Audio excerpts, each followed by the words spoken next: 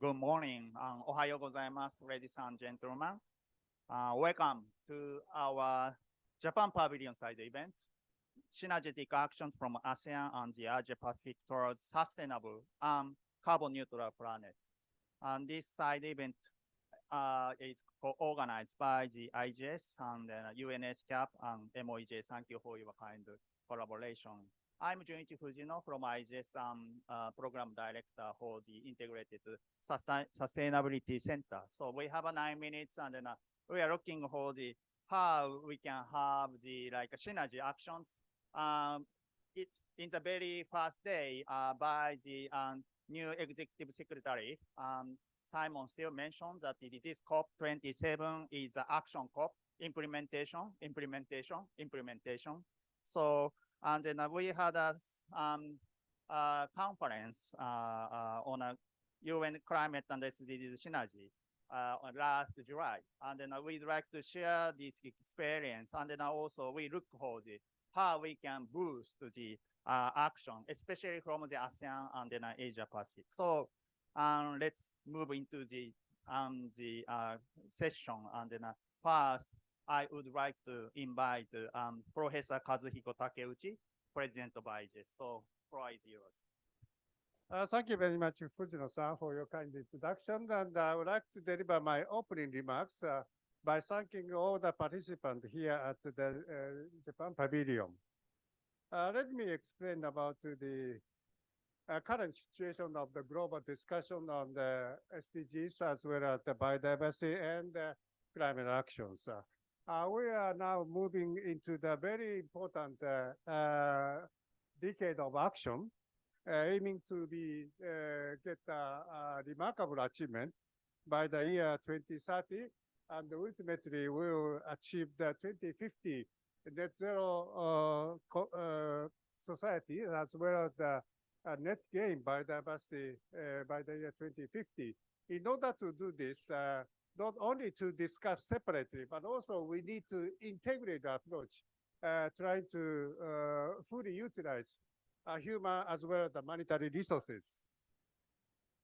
So we could have a very good, successful meeting organized by UNDESA in collaboration with the United Nations University as well as our institute, IGES, to be held in Tokyo at the United Nations University, discuss about how we could synergize the various rather fragmented activities, and we get a very good conclusion that integration is one of the very important keywords to move forward to achieve the global sustainability, at least by the year 2050. And we could have a very good discussion, not only by the attendance of a higher level of people in the United Nations, as well as the higher level people in the governmental officials, and, but also we could fortunately invite many different stakeholders, including the youth, to our sessions, and we could have a very good discussion among them. And particularly, I would like to emphasize that youth is the key for moving forward. So I here would like to summarize 2 important points. One is integration is very effective, very important, and this is a way that we should take in order to achieve the global sustainability by the year 2030 and 2050. And also the role of youth to further develop the idea in the near future will be a very important key player for achieving the sustainability. And I'm very much looking forward to further discussing with all of you here at the Japan Pavilion.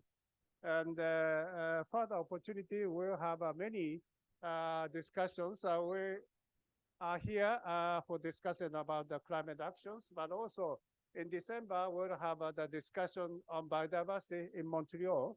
And also we'll have the next year, the G7 Japan and the G20 India. And we also have the SDGs Summit and Global Step Take in 2023. And I'm hoping that the role of Asia is very important, and very much looking forward that Asia plays a key role in achieving of the global sustainability for the advancement of our discussion to move forward. So this is today's program. After my opening remarks, we could fortunate to invite Dr. Arumida of the SCAP, and also we are having Mr. Hiroshi Ono, Vice Minister for the Global Environment Affairs of the Ministry of the Environment of Government of Japan. And we have the panel discussion headed by Dr. Fujino. And I'm very much looking forward that today's discussion will be very, very fruitful. And thank you very much for all for joining. Thank you very much, Professor Takeuchi, for the opening remarks and then a framing presentation. Okay, then now then I would like to invite the video message from the Dr. Arumida, Executive Secretary of the UN SCAP. SCAP is also the key center for the Asia Pacific to take action, especially synergy action. So she kindly prepared her video message. So, Fukuda-san, please. Distinguished speakers and participants, it is my great pleasure to deliver the keynote speech at the site event of the Institute for Global Environment Strategies, or IGES, which has been a key partner of SCAP for supporting sustainable development and climate action in Asia and the Pacific. As you are all aware, nowhere is the urgency for climate action more apparent than in the Asia-Pacific region. The region is responsible for over half of the global greenhouse gas emissions, and it continues to increase. The UNFCCC synthesis report of NDCs estimated that the global greenhouse gas emissions level in 2030 is about 11% than of 2010 level. However, the increase in the Asia-Pacific region is expected to be much higher, about 16%, according to a regional assessment released 2 weeks ago by SCAP and UNEP. Meanwhile, the region is home to 6 of the top 10 countries that have been most impacted by climate-related disasters over the last 2 decades. Although Glasgow Climate Pact reconfirmed the requirement to reduce global emissions by 45% from 2010 levels by 2030 to limit global warming to 1.5 degrees, we are significantly behind the trajectory needed to stay with this safe pathway.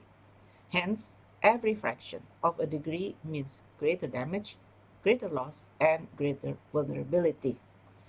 However, we are witnessing a change. About 40 countries in Asia and the Pacific have made carbon neutrality pledges, and most of them have advanced in developing national laws, strategies, and implementation plans. ASEAN countries are no exception in pursuing low carbon and net zero transition. 9 countries, with the exception of the Philippines, have announced their carbon neutrality targets. Amongst 4 countries have well elaborated their detailed strategies, such as Cambodia's long-term strategy for carbon neutrality, Indonesia's long-term strategy for low carbon and climate resilience 2050, Singapore's long-term low emissions development strategy, and Thailand's mid-century low greenhouse gas emission development strategy. Distinguished speakers and participants, a key to achieving the carbon neutrality goal is certainly transiting to low and zero carbon energy, as well as increasing energy efficiency. Besides energy transition, a critical approach highlighted in the national strategies is the full utilization of nature-based solutions. It is a drastic increase in net sink in forestry and land uses. For example, removals of 120 metric tons of carbon dioxide in Thailand and 15 metric tons in Cambodia in 2050. This reaffirms the critical need for effectively managing the interlinkage of land and forest management and climate change. I'm also pleased to underline that countries well recognize the economic benefits of enhanced climate action and net zero transition. Indonesia's net zero emission scenario presents more economic benefits compared to the business as usual scenario through increasing income per capita about 2.5 times higher rate and sustainable economic growth 3 to 4% higher per year as grows to 2050. Projections of such economic benefits are common among the countries.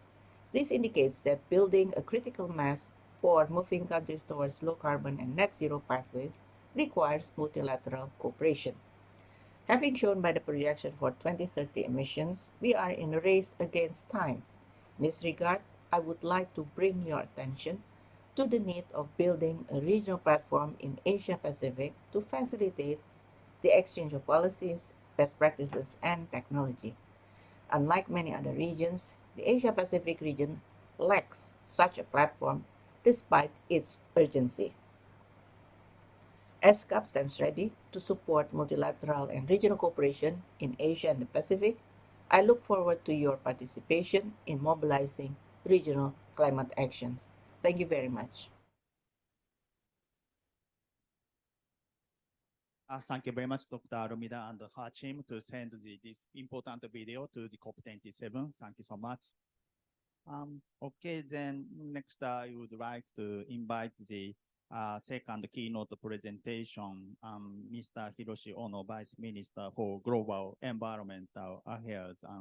And then please wait a moment. Yeah, we try to open up the, his presentation file. Now it goes. Okay, so Ono-san, so floor is yours. Thank you very much for your introduction, Fujino-san. And I'm very happy to be here and at this keynote presentation for this seminar. And I also thank IGES as well as UN ESCAP for co-hosting this event. First, I would like to share with you some Japanese approach of international cooperation for synergetic actions in ASEAN region.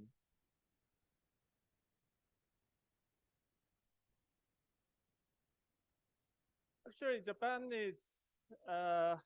has already committed the carbon neutrality target goal by 2050. And also, we have committed a 2030 target aligned with the 2050 carbon neutrality goal. By achieving these goals and target, we are implementing a sector-wide, economy-wide a lot of measures, including kind of local development measures. Pursuing the overall goal of carbon neutrality, we are looking at the achievement of SDGs as well, include at national level as well as local level. We call it the local SDGs. One of the major tools to achieve and pursue local SDGs is the decarbonization leading areas, which we designate 100 and more decarbonization leading areas, which will pursue not only decarbonization issues, but also local economic development as well as well-being of people. So the leading areas will pursue a comprehensive and synergetic implementation of carbon and economic and well-being and other issues as well. Using this experience, we are also supporting the same kind of actions in developing countries. Today, I will share with you three concrete examples because this is implementation COP. The one thing is the ASEAN Climate Change Strategic Action Plan, ACC SAP. The second one is city-to-city collaboration. And third one is the development of long-term strategies using the Asia-Pacific Integrated Model, AIM. This is for the first example of ASEAN Climate Change Strategic Action Plan. Last year, ASEAN Secretariat, in collaboration with IGES, has published a ASEAN State of Climate Change report, including the ASEAN Climate Vision 2050.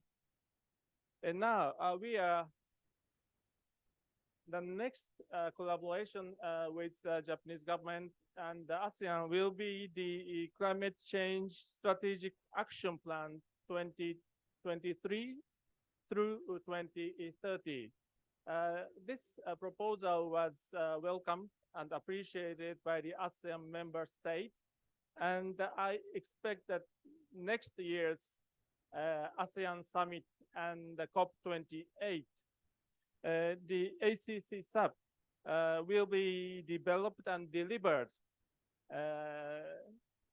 by the ASEAN summit and COP28, and so we will be happy if we can share with you the concrete contents of the ACC SAP at the next COP28 in UAE. The second example is city-to-city collaboration. This is just a concrete and excellent example of city-to-city collaboration between Gorontalo province in Indonesia and the Ehime prefecture in Japan. This diagram is a little bit messy, but just showing that we are doing a lot of things, including forest conservation and water pollution issues and the energy issues. We are tackling, both local governments are tackling those comprehensive challenges while looking at the achievement of SDG goals as well. And synergies among decarbonization, forest conservation, water pollution abatement, and energy supply are explored in this project by both local government. This is the third example of the Asia Pacific integrated model. We call it AIM. The AIM team is doing a lot of things in whole the Asian regions, including those countries like China, Korea, India, Bangladesh, Vietnam, Indonesia, and Malaysia, Thailand, and other countries, including Japan also. They are not only working at national level, but they are also working at local level, province level, city level. So I'm sure that the AIM tool is quite important and useful tool to develop not only national strategies, but also local strategies as well. This is the end of my presentation. Just a concrete example of AIM application in Thailand. In Thailand, AIM was utilized in the scenario analysis for the development of the third national communication and long-term low-emission development strategy. I've learned that the updated long-term strategy was recently submitted to the UNFCCC Secretariat with the help of AIM team. The long-term low-emission development strategy has linkages to 11 out of 17 goals of SDGs. So we are not only looking at the carbon issues, but also comprehensively looking at the whole spectrum of SDGs. The AIM project team is developing new sub-models addressing specific challenges common to developing countries such as power supply, transportation, and food. These submodels could contribute to the development of strategies that address various challenges in each country, and also the achievement of SDGs. So thank you very much for your kind attention, and we are very much looking forward to working with the developing countries, mostly in Asian region, and to pursuing the decarbonization as well as the achievement of SDGs. Thank you very much for your contribution. Thank you very much, Ono-san, to illustrate how the Japanese government support the ASEAN Asia Pacific to boost the synergetic actions. Thank you so much. So then now I would like to move to the panel session. So Fukuda-san, please, show the second slide. Okay. So we have 4 panelists, including me. And then we also have a special guest, the Dr. Won-tae Yoon, President of International Climate and Environmental Center, Korea. And then I ask you to have your short presentation after Mr. Chow. So, but before starting this panel discussion, I would like to introduce the panelists. So, Ms. Bahare Zaid, Senior Sustainable Development Officer, UNDESA, please come to the panel.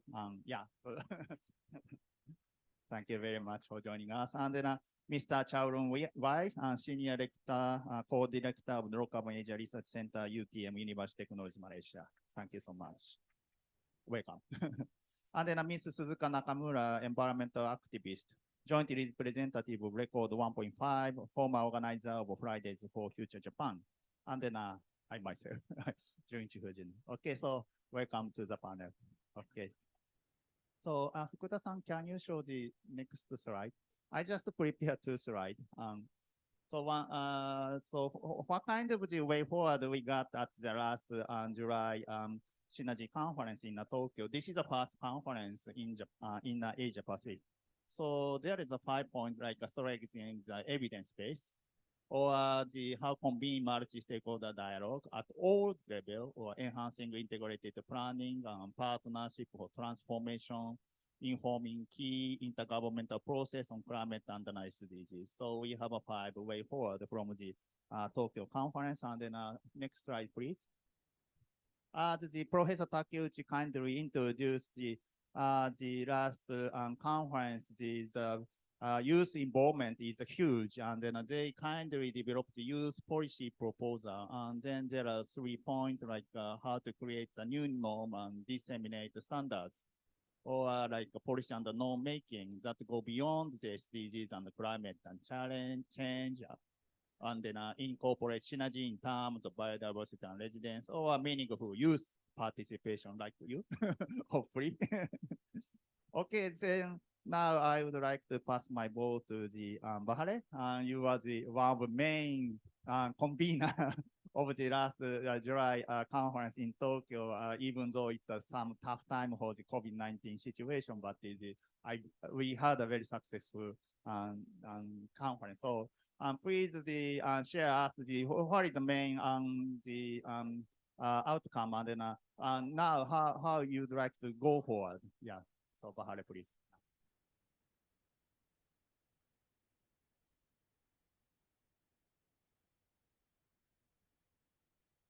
Thank you so much, Junichi, and thank you for inviting UNDESA to this event. We are very happy to be here.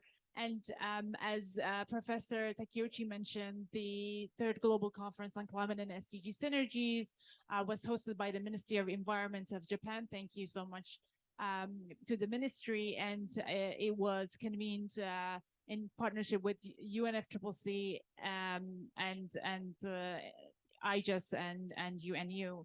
Now, in terms of 5 key sort of recommendations that were put forward at the conference, I'll broadly capture that, and I'll mention what we're doing at UNDESA with collaboration with other partners in terms of taking those recommendations forward. So the first one is about strengthening the evidence base for synergistic action on climate and SDGs. And this really stems from the sort of preparatory process and the discussions that took place at the conference, what we realized is that there is a growing body of evidence that suggests there is synergistic actions across sectors, and those lead to co-benefits. What we realized, though, is that the quality and the quantity of data across the different sectors is not all equally distributed. So, for example, when it comes to GHG reduction, GHG emission reductions and air quality, there's a lot of studies on that. The link is clearly established. However, if you look at, for example, biodiversity issues and biological conservation and links to just transition and equity, there's less evidence on that, although it's equally important. So what we think is that there needs to be some sort of a global assessment that brings all these different pieces together in under sort of one umbrella, where policymakers and different stakeholders can refer to it when we talk about synergistic action, so that we have the evidence that we need to make convincing arguments in terms of pursuing integrated approaches. The second one was about convening multi-stakeholder dialogues at all levels. So again, what we heard from the conversations at the conference, as well as throughout these days and at the COP, we see there's a lot of good examples of synergies between climate action and the SDGs around the world, by governments, but also by non-state actors, including the youth. But that it's critical to provide a platform for these different stakeholders to come together, share their experiences, and really a way for us to capture the lessons learned so that we could build on the knowledge base. So in that sense, in 2023, we are hoping to sort of plan a number of dialogues, both at the regional level. So this time we want to really extract those lessons from the region, just like the event we're having today, where we are focusing on a particular region and try to see what specific examples we can get out of that. And of course, we will continue to convene a global dialogue in collaboration with UNFCCC. So that would be the fourth conference, global conference on climate and SDG synergies in 2023. The exact date and location of that will be announced shortly. The third sort of way forward was the enhancing integrated planning. And again, here, as you all know, there's many sort of national instruments. There's the NDCs, there's the VNRs, there's the sort of the strategies at the country level on biological diversity. And what we learned at the conference is that it's really important to look at these national frameworks from the perspective of coherence, and as much as possible, try to apply integrated approaches to them. And the fourth one was about partnership. And again, here, the emphasis was if we truly want to pursue integrated implementation and to SDGs and climate action, we need to apply a whole of government and a whole of society approach. So the whole of government means the Ministry of Environment needs to sit together with the Ministry of Energy, with the Ministry of Food, with the Ministry of Finance, and there needs to be a coordinated approach into about how to deliver these two critical agendas together. And more importantly, or equally important, is the role that sort of cities and local authorities play. So they have to join in on this conversation. And beyond that, non-state actors, and again here, academia, civil society, youth, they also have a place in this, and they need to be a part of the process.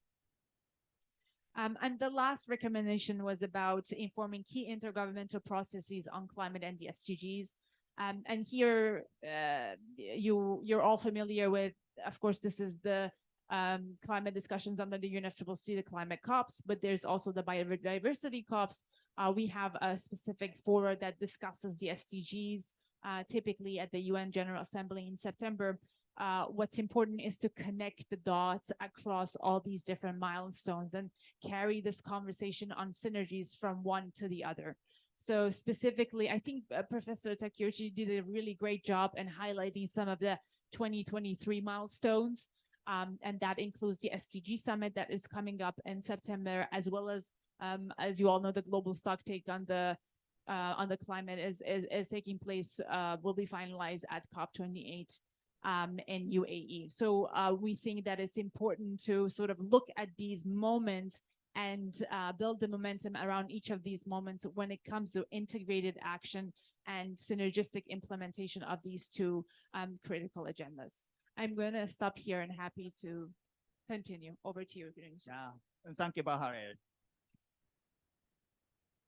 Yeah, for sharing the very well summarized the explanation of the last conference in Tokyo. So yeah, now we are like between like the last conference and then the next fourth conference. You may announce in a very short time, but so today we'd like to listen to your voice and how we can how to say level up our activity towards the like synergetic action. And then next, I would like to invite my very good partner, Mr. Chow, to illustrate the like what is happening in ASEAN or Malaysia, how the Malaysian, especially local government, look for the like climate, but also the development and then also SDGs. So, Chow, floor is yours.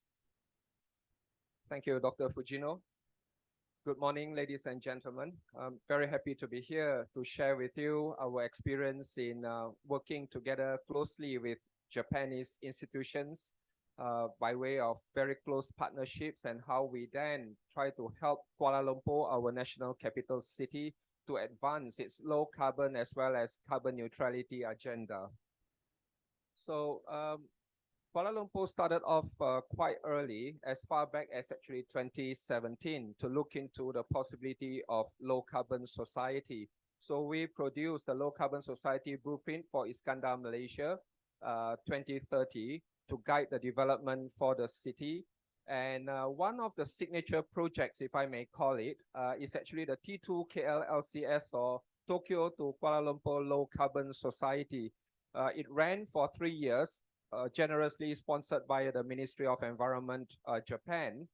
And we had very good outcomes through actually the very close partnership, bringing together Kuala Lumpur, Tokyo, as well as IGES and UTM, and the Sustainable Energy Development Authority in Malaysia.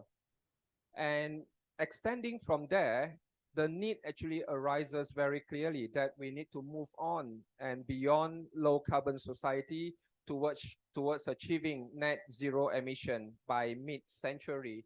So with that, we try to come out with a guidance again for the city of Kuala Lumpur in charting out a possible pathway for the city to actually go from low carbon society 2030 to carbon neutrality ready by 2040.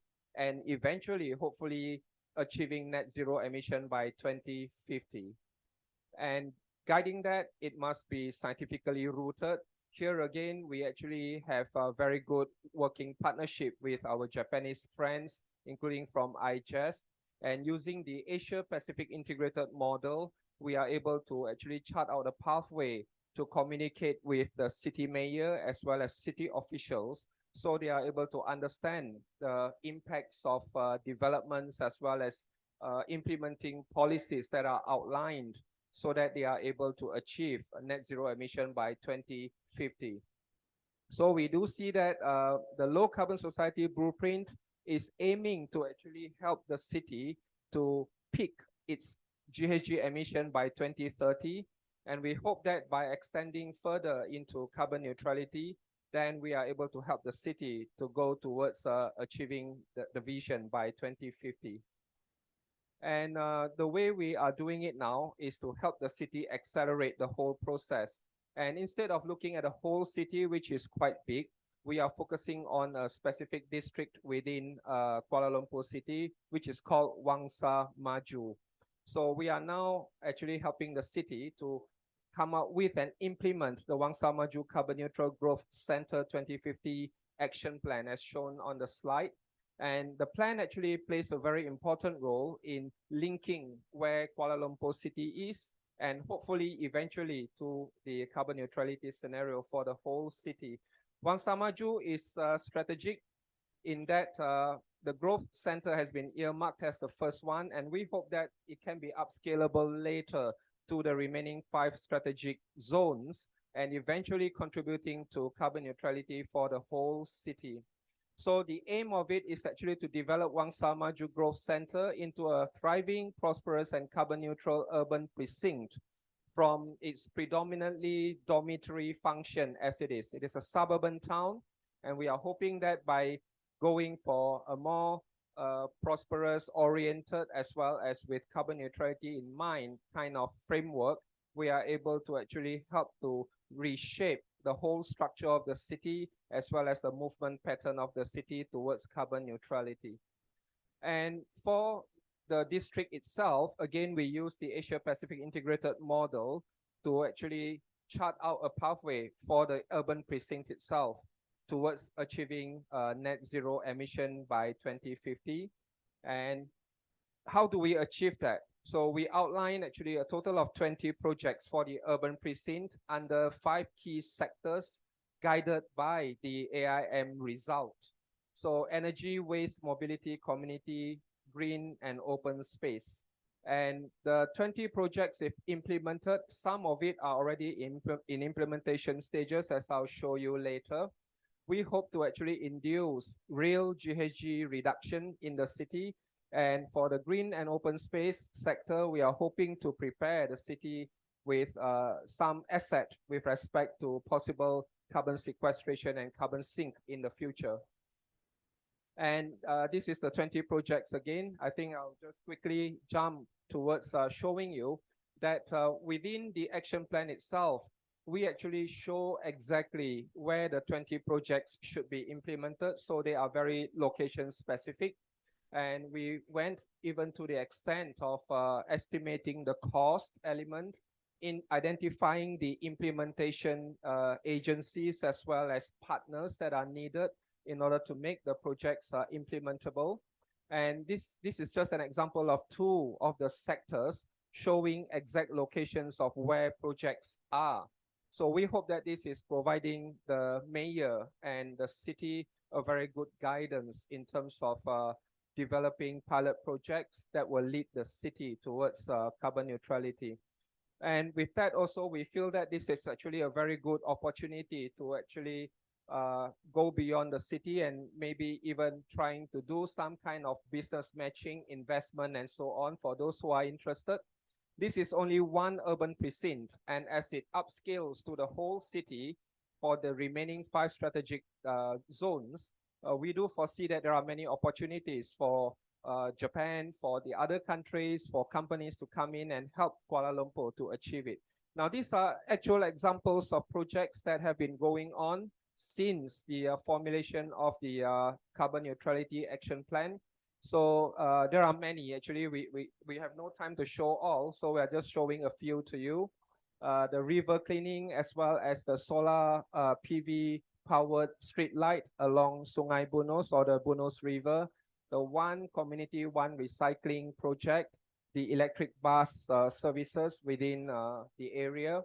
And very recently, Aeon, also a Japanese company, in a way actually supported the initiative very much, and they retrofitted one of the very big malls within Wang Samaju with rooftop PV as well as solar PV covering the parking area that functions as shades as well as generating the electricity needed for the functioning of the mall. And on the right-hand side is another opportunity that we foresee. The how do we actually enhance the functions of the LRT station or the light rail transit station around Wang Samaju. So this is a station area plan, and the models being shown on the right are actual models that are based on the site itself. And apart from that, we are now expanding the partnership, seeing that there's opportunity to develop the district level. In fact, our cooperation with TMG expands further to include Saitama City, as shown here. So there is a very good activity and function that was held just in last August bringing together three cities, Tokyo, Kuala Lumpur, as well as Saitama City in Japan for mutual learning. And the successful partnership actually has been acknowledged. So, this is celebrated in the way of Kuala Lumpur actually winning the C40 Cities Award just very recently. So with that, thank you very much, and we'll be very happy to answer any questions or doubts that you may have later. Thank you. Thank you very much, Mr. Chow, for sharing the very best practices. And then, I remember the mayor of KL, Dato Seri Mahadi, kindly joined the Tokyo conference by online too. And then, Bahade, how do you find these kind of activity, and how do you how do you like to boost through these kind of very visible activity? Do you have any suggestion, comments? As I was listening to the presentation, I was just thinking how important it is to capture examples like this and put it in a form that is accessible by a global audience from other regions and other countries and sort of other local communities who are facing similar challenges and can benefit from the shared experience of other countries. So that's something that I mentioned as well. And when it comes to integrated planning, there's a great number of examples from around the world. I just came from another panel, and on the new generation of NDCs, for example, you see a lot of good examples of how countries have integrated their SDGs, but you wouldn't hear about those examples if you were not here, if you're not tuned in, or your example, if you're not tuned in on this specific moment at the Japan Pavilion.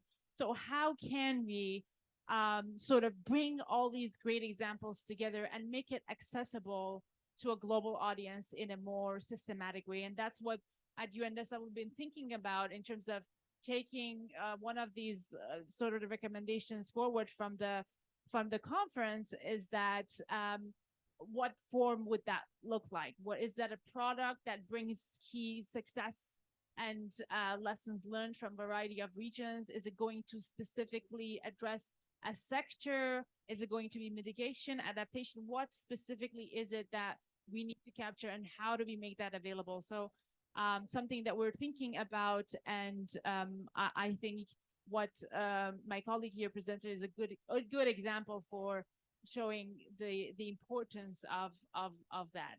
Over to you, Junichi. Thank you, Bahare. So yeah, it's quite great, and then hopefully you have some chance to go to one Samaju, or if we have an online visiting online tour, yeah, it may be also the having good opportunity for the leaders or stakeholders to understand what is happening on the ground.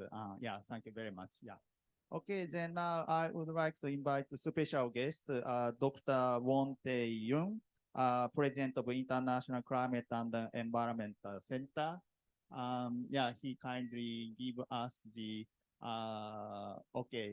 his note, and then also, yeah, his video. So welcome, Dr. Won.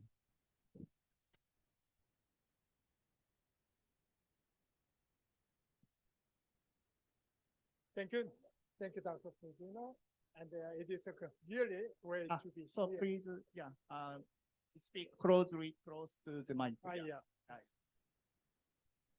So I'm happy to be here, and thank you for giving me the opportunity to introduce our model systems here.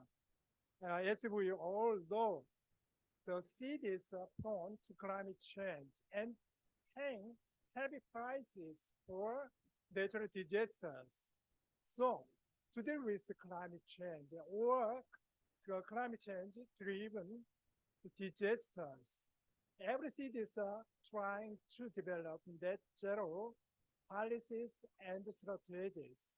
So our system is, so what I want to introduce now is a combination of models, namely a model, urban assessment systems, and early warning systems, and carbon management systems. This system is developed for to support local governments. Local governments are trying to develop its own net zero strategies. Thank you. Also to support the local governments. And this system is transferable, also to be also designed to be transferable to other cities. Also now we want to see what our system is. Please.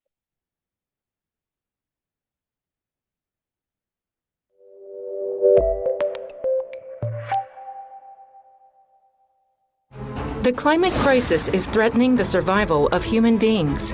This crisis is resulting in more varied and complicated disasters. Now, the forecast and response to the climate crisis directly affected our lives.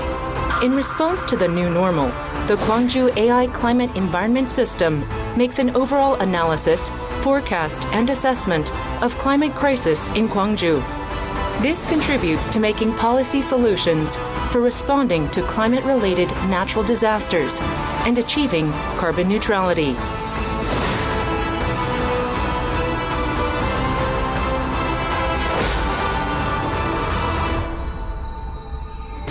The early warning system integrates analysis of long-term forecast data from developed countries. This system aims to minimize uncertainty and maximize forecasting performances. Based on these long-term forecast results, we are building and operating a customized early warning system specifically for the city level. In addition, the Gwangju AI Climate Environment System goes beyond existing limits so that it can provide more detailed observations and forecasts by region. Even when it narrows down gradually from a continent to a city, then to a building level, it still provides detailed high-resolution climate assessment information. This way, the forecasting performances is also much higher. We developed the Gwangju's Urban Assessment Model System for the first time among local governments in South Korea. It is a high-tech analysis system to overcome the limits of an existing climate monitoring network. It analyzes where they appear, in which form, and identifies which areas are vulnerable to heat wave, fine dust, and so on. If you want to know about a specific in more detail, you can zoom in. It has a spatial resolution of about 11 to 300 meters. This system has the ability to predict and analyze these events up to 48 hours in advance. In particular, this system simulates buildings or roads vulnerable to climate change and analyzes effects from heat waves, fine dust, and so on. And then, it can help provide policies for improvement. Our goal is also to reduce the emissions of greenhouse gases. We monitor and manage energy, carbon emissions, and so on by region, and by building units through a web-based system called the Urban Carbon Management System. This web-based system analyzes the greenhouse gas emissions by sector, building, transport, parks, and public spaces, by energy sources, electricity, gas, district heating in buildings, as well as in transport, gasoline, diesel, and LPG. The data is made available to policymakers, decision makers, and citizens. Also, it is linked with administrative districts, blocks, buildings, and so on. It provides detailed information on carbon emissions in connection with the spatial data. By fully understanding the characteristics of the urban greenhouse gas emissions, our global goal of reaching the carbon neutrality can be realized in the future. 국제기후환경센터에서 개발한 광주형 AI 기후위기 대응 시스템입니다. 이 시스템은 지역마다, 도시마다 다르게 나타나고 있는 기후변화의 특성을 10m의 공간 해상도로 정확하게 분석 평가하여 정책 결정자들이나 의사 결정자들에게 중요한 정보를 제공할 수 있는 그러한 시스템입니다.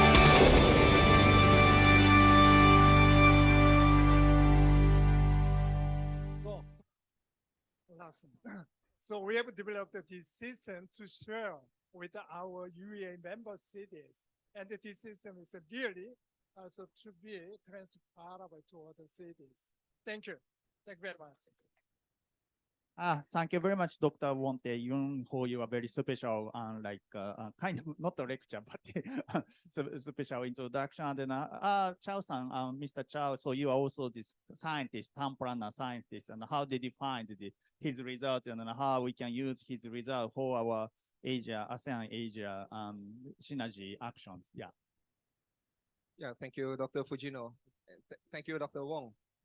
That's actually very impressive to me because one of our experiences that we face, especially in collecting data, science-based must be very much based on facts and data. So one of the difficulties, I think, in most developing countries, if not all, are actually availability of good data, especially at a very disaggregated level locally. So for us who are working on an urban precinct like Wangsa Maju, this kind of data becomes really, really important. So we suffer quite a lot in terms of the unreadily availability of data like this. So a model like this, I think if it works really well, once we understand, if we are able to understand further the whole inner working of it and so on, I think it will be very valuable to help us to better plan ahead and design. I'm particularly impressed by, you could go down to individual building levels. Yeah. And would like to learn more about that because immediately what comes to my mind would be issues and what building owners and so on may not be agreeable with. However, data like this are important. So interesting, very interesting and exciting, I think. Thank you so much.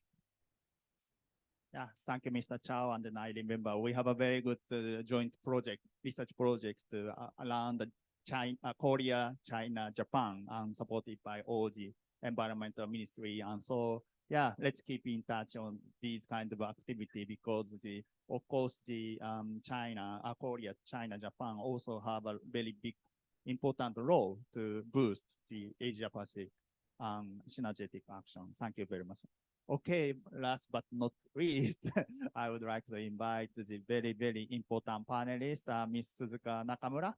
And then Fukuda-san, please show her slides. She will talk from the panel, so then Fukuda-san, please help her to send the slides. So over to you. Hey, good morning, everyone. And thank you for giving me a chance to speak here today.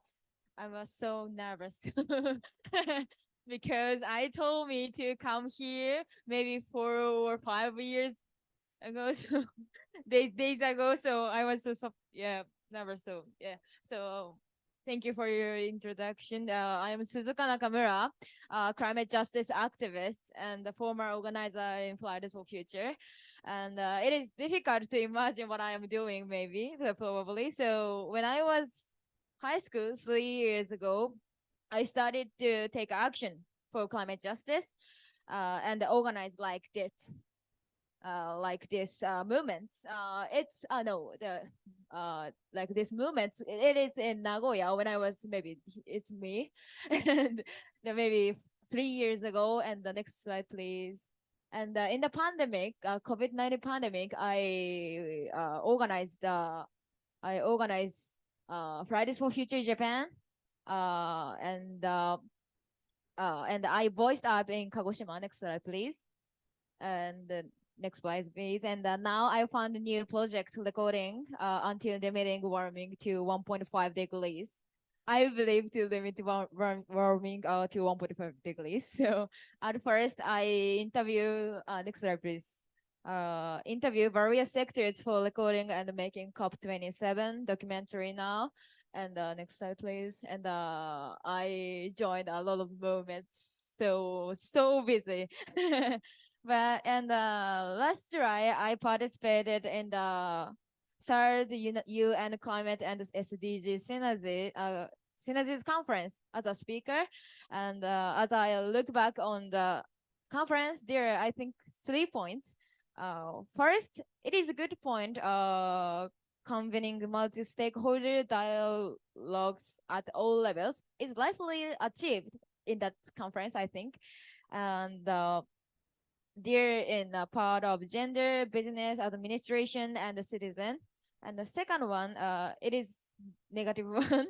So we needed more discussion, not delegation speech. We already have a solutions like the solar panels and the window power generations, So now it is important to share about problems in smaller community, more smaller community, about why implementation is so difficult and which stakeholders we need. So if Greta saw those speeches, she would probably say no more blah blah blah, you know. So third one is what we need to listen to the voice and opinions from most affected people and area. We call them the MAPA. So for instances, those who live in Pakistan, where is hit the heavy rain and flood, and the residents who strike for ECOP, and some government ignoring serious human rights violation. In additional, I was so sad to see the seminar in Japan Pavilion because of lack of diversity, because a lot of many men and sitting under many men, and there are so many men there, and of lack of diversity and not considering intersectionality.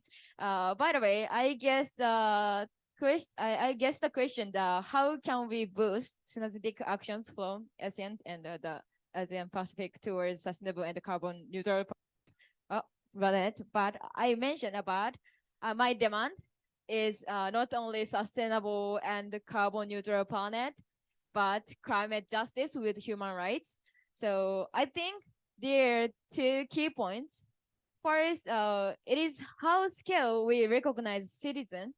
So climate change and global warming means global issues, and there is no border to solve it. So we should recognize all people who live in planet, and as a citizen, in order to know one live behind, and people not profit. Of course, we don't have to be allowed irresponsible industry outsourcing, I think.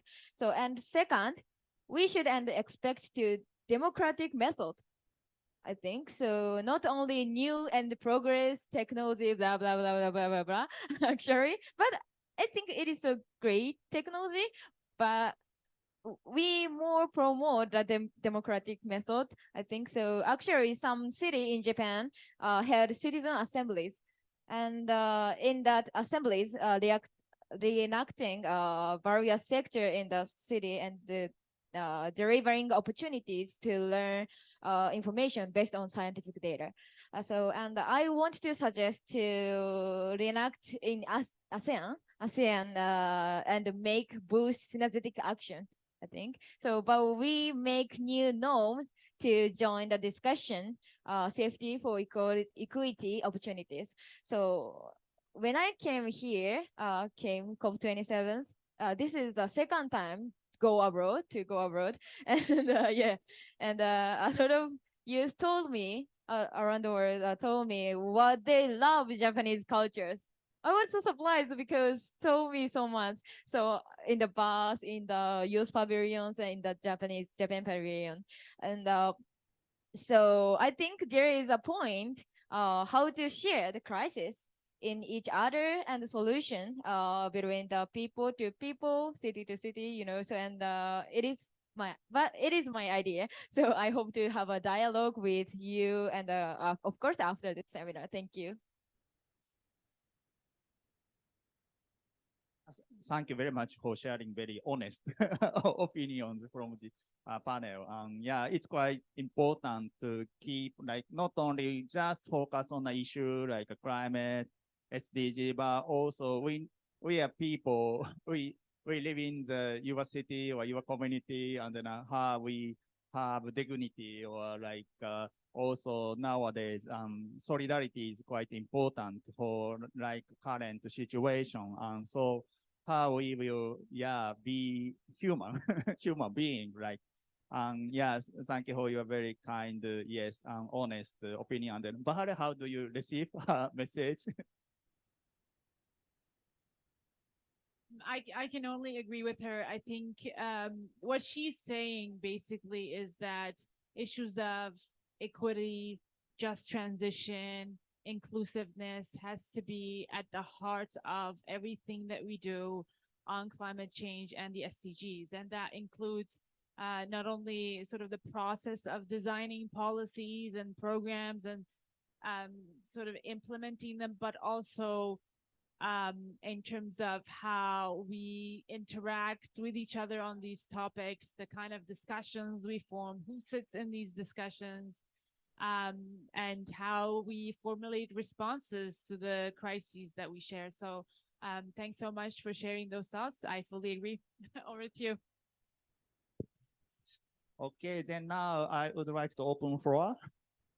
Any comment, any suggestion, any idea, or any activity by yourself? We would like to listen to, or any question to the panel or like keynote speakers. Anyone? Anyone? You? Okay, then yeah. Microphone.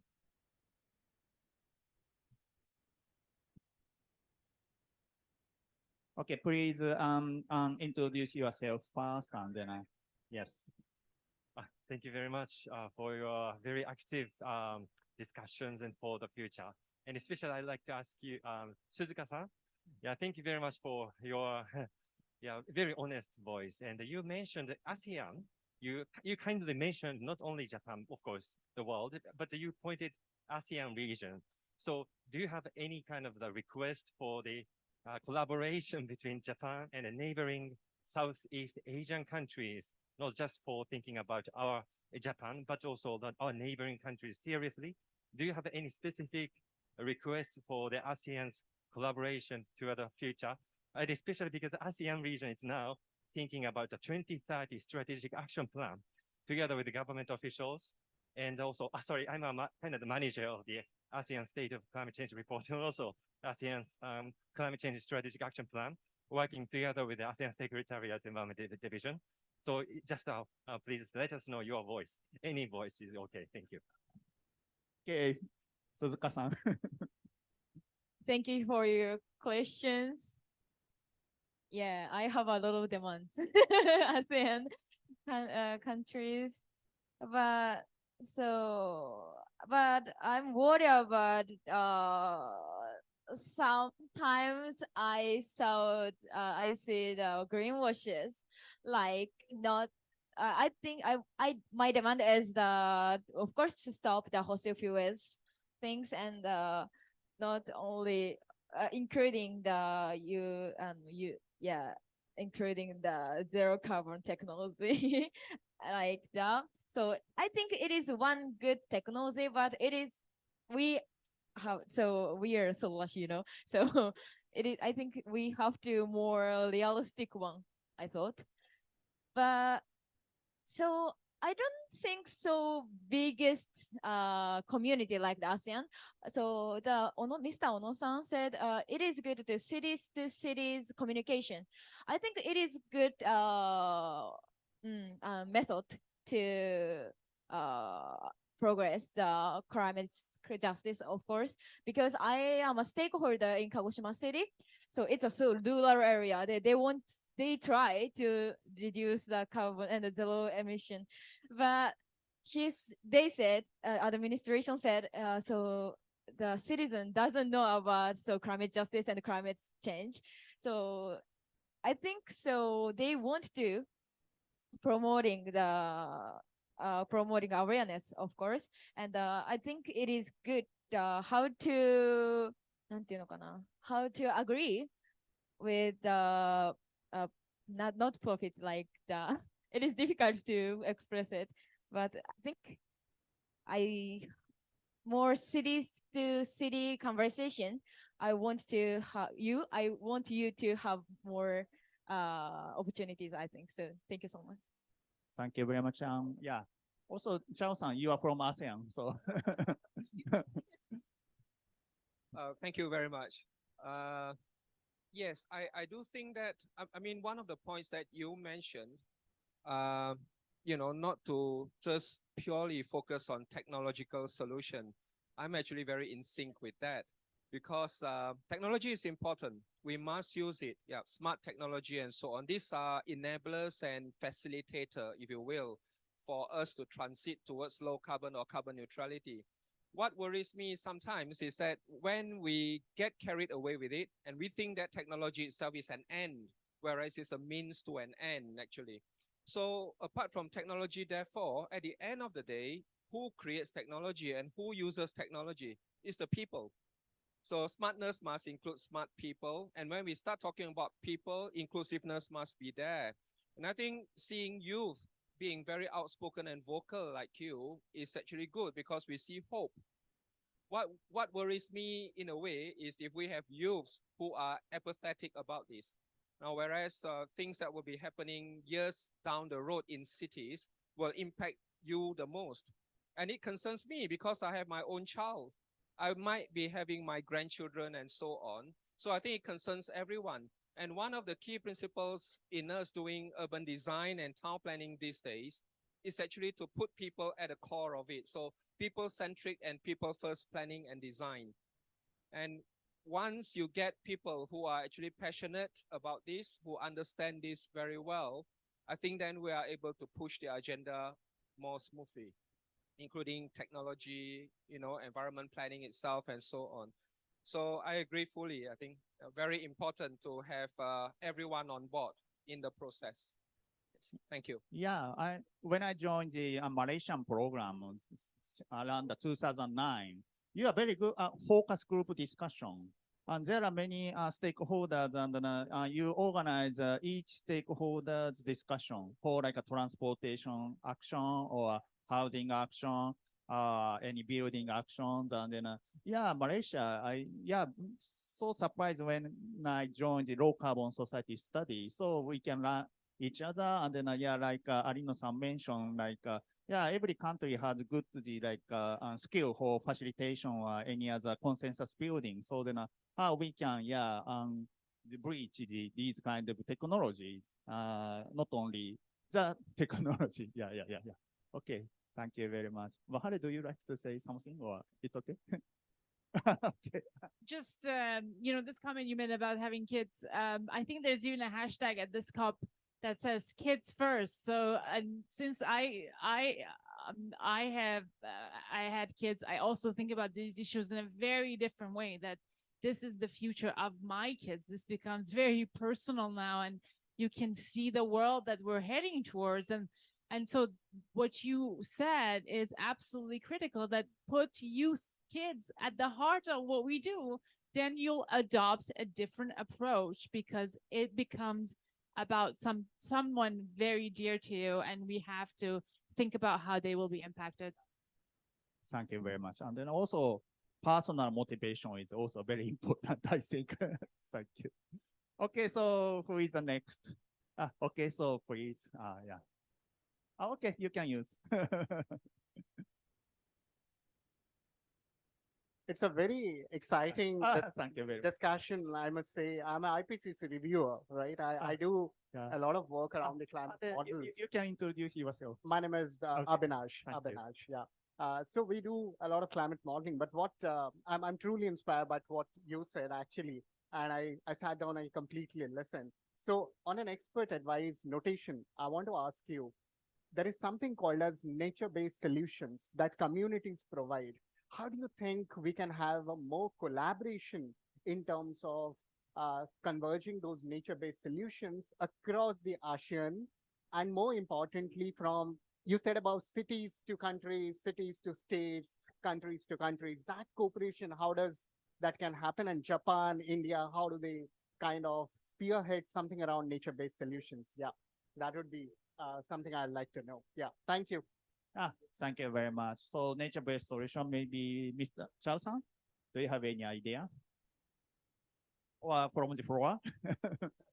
Okay, so Chao-san first. Yeah, thank you, Abhinash. Yes. Right. The incorporation of nature as well as using nature as an asset to actually help us to overcome various issues of the environment. Now, specifically climate change, especially in how we are able to in terms of adaptation, for example, to overcome, in particular, like stormwater management.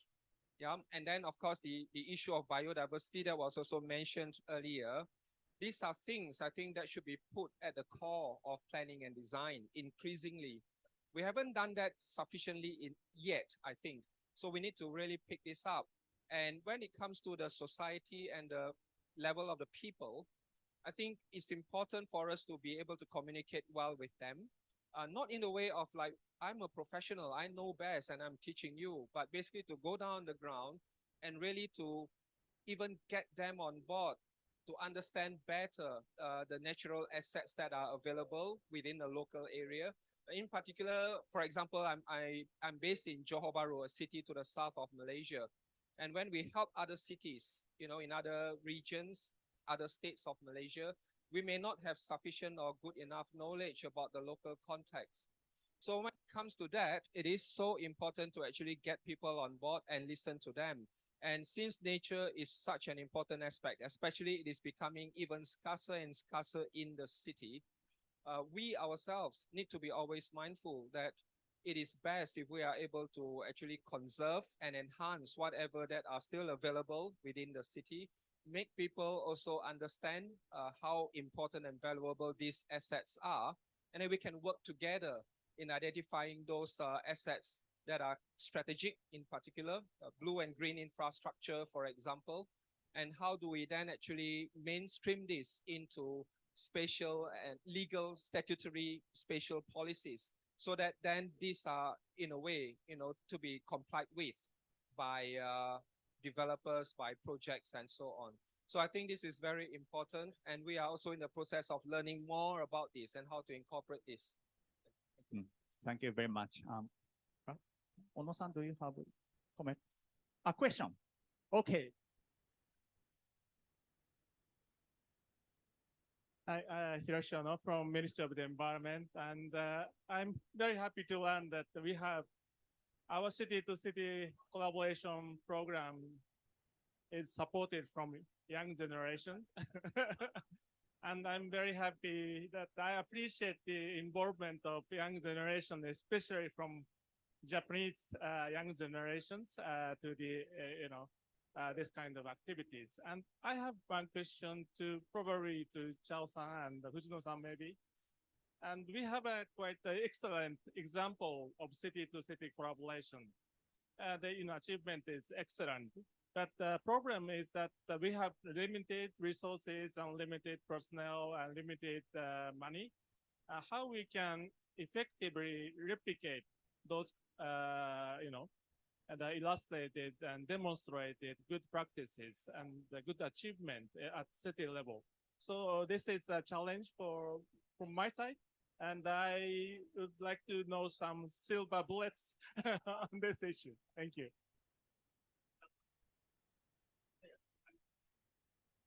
Thank you, Vice Minister Ono-san.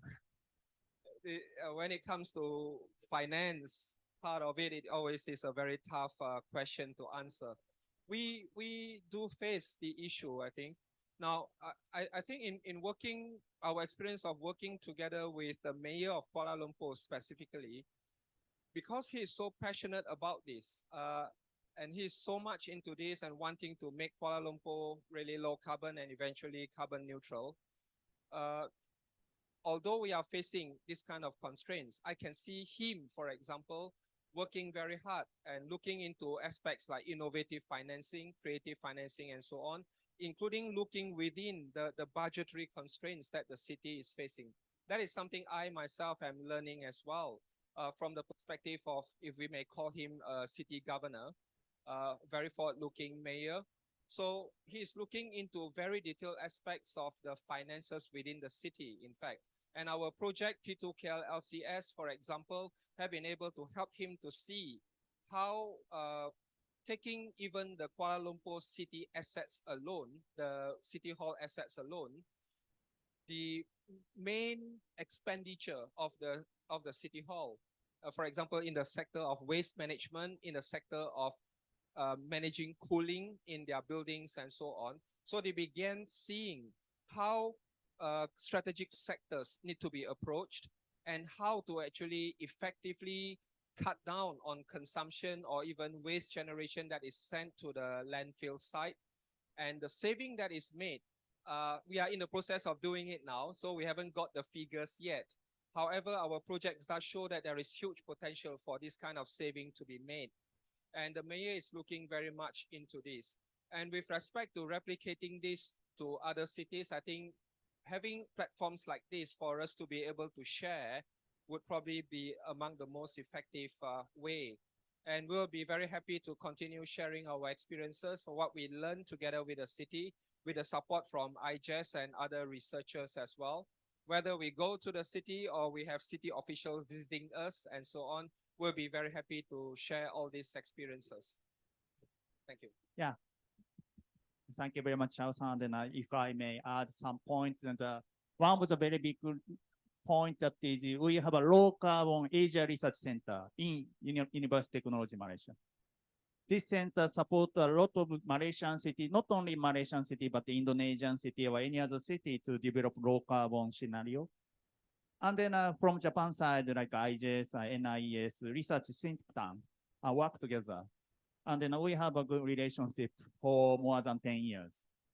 So even though we have a COVID-19, we have an online society, we can communicate like every month or every 2 weeks, and then together with the local government.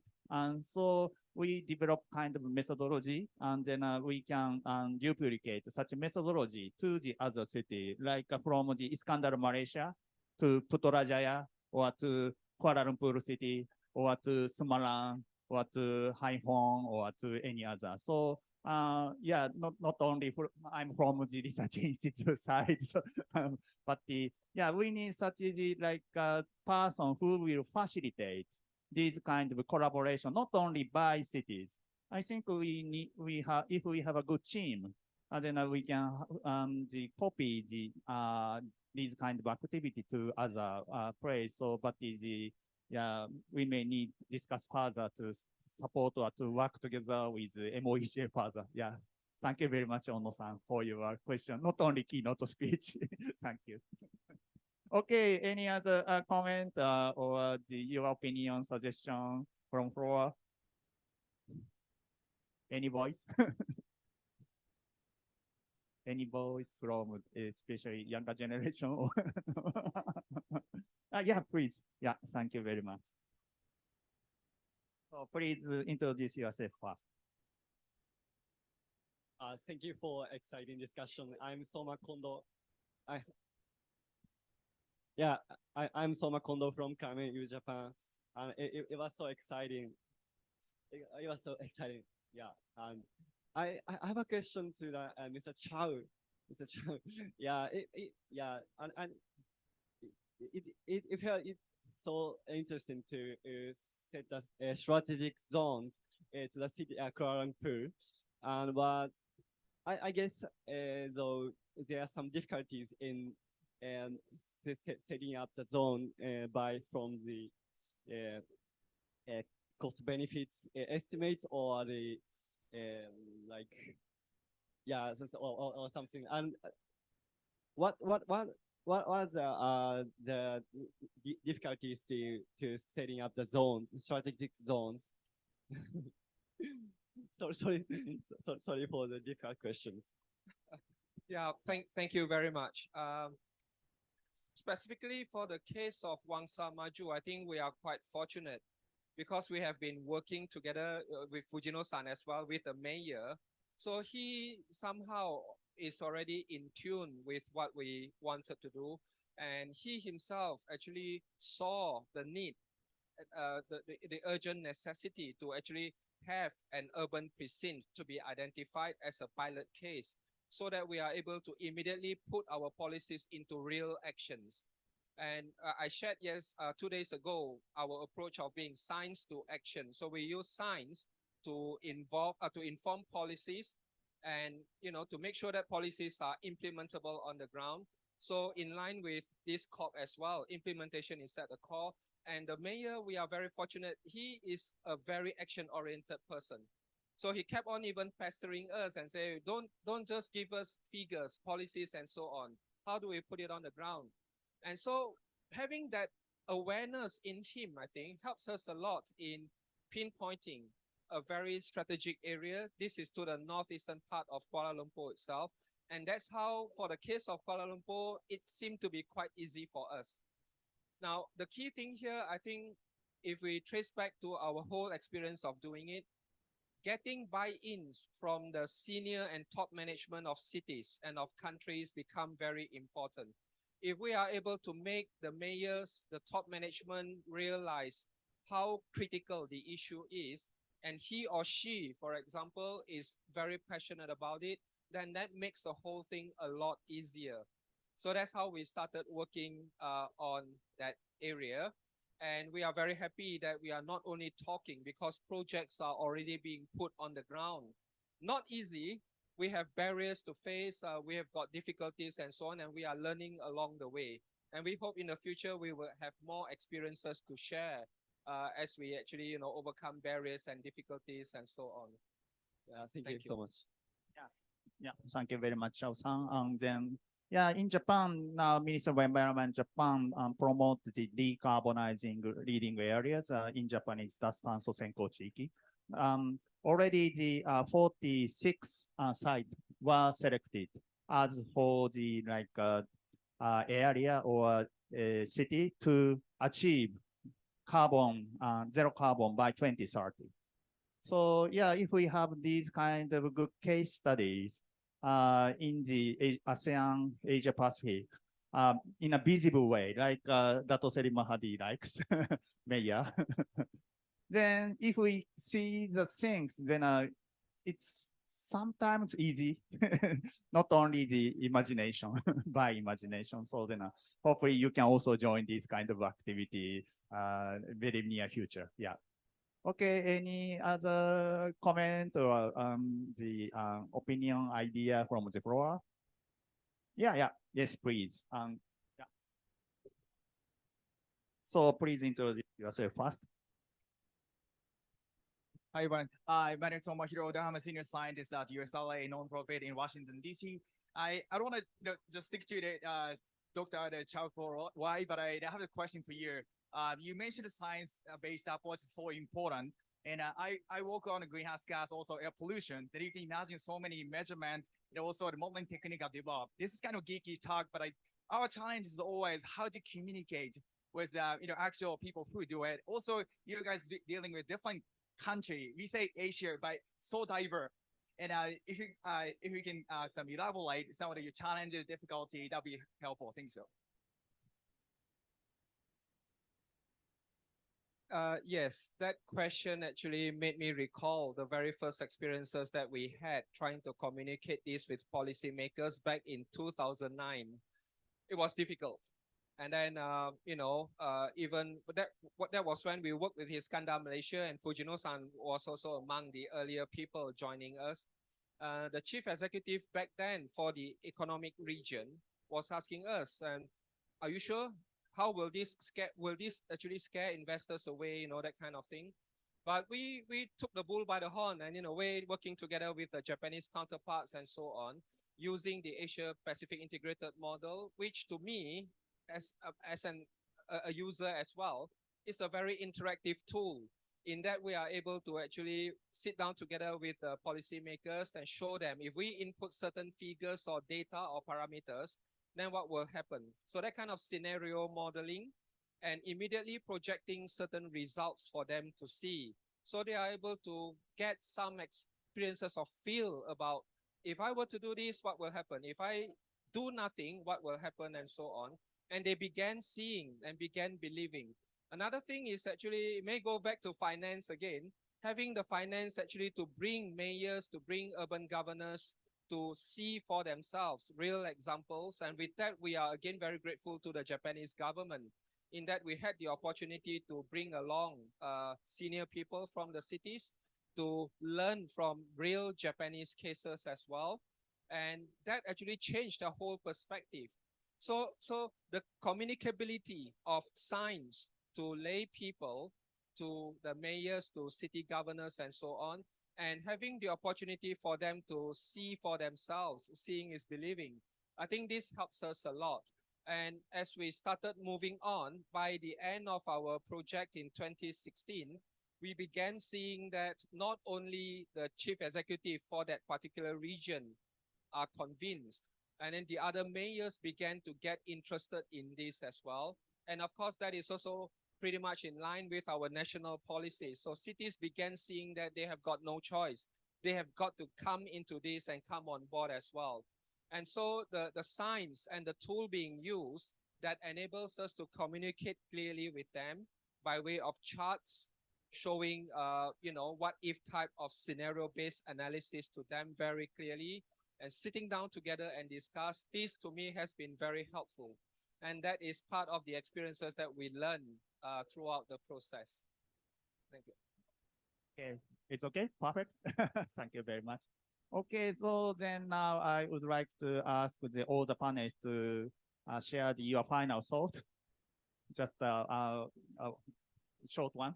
Sorry, but easy. From Bahare. Yeah, thank you very much. I guess my final thought, since there was the final question, it's the final thought is related to the final question. I think this is absolutely key, how we translate scientific understanding and scientific data into some sort of a communicable product that the broader audience can understand. So on the synergies specifically, as you know, IPCC, the latest report has a lot of information about synergies and trade-off between the SDGs and climate action. And we have been discussing with them, how do we take that information in the IPCC form and turn it into something that a broad audience can understand? And that can also help in terms of devising policies that brings the whole society on board. An example is in Canada, carbon pricing is a big topic. When carbon pricing was mentioned as carbon pricing, there was a lot of opposition, but then the board carbon was changed to pollution. And when now it's turned the cost on pollution, people start understanding, oh, this is not about carbon. It doesn't make pollution. Yeah, air pollution. Now they relate and they're getting on board. So an important example, but thanks for highlighting. Chao-san.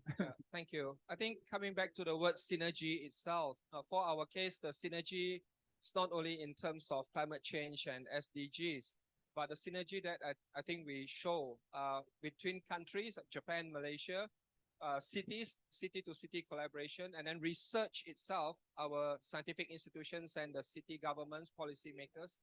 I think including the people, of course, taking people on board and so on. So this proves to be very effective, so that people also feel that they own the policies that are being made and they actually support what is being done in the city. For this to be successful, I think these are the crucial aspects that we really need to look at. And we have really valued a lot our experiences that we learned throughout the past 10 years with our Japanese friends. Yeah, thank you. Suzuka-san. Hi, thank you, and terima kasih. And so I've heard this COP is the implementation COP, So, and if you want to make the more boost synergies, I so recommend to go to the youth and children pavilion, of course, especially elderly people, and let's join the action and the strike. Today, there are a lot of actions out of here, and it is the voice from the people, I thought, and maybe everyone forgot another COP is held next month, CBD COP. So I think we have to focus on that COP also. So, and if you want to, the final message is if you wanted to taking the actions and to make the leadership, don't forget to the solidarities and climate justice and no one leave behind. Yeah, thank you so much. Yeah, thank you very much, all the panelists and then all the keynote speakers. And then, yeah, I do not have any more words. Yeah, we need quite a good implementation, but also we need good science to show the roadmap or to show the North Pole where we should go, where we can go. Yeah. And then a final announcement, on the 16th Wednesday, DESA, UNDESA, we organize the, like a synergy side event from the 12 noon time. So if you have time, please join the SDG Pavilion. We can continue the discussion, and then please give you a big applause to the panelists and then keynote speaker. Thank you so much for your kind attendance. Thank you very much. Have a good lunchtime. Thank you.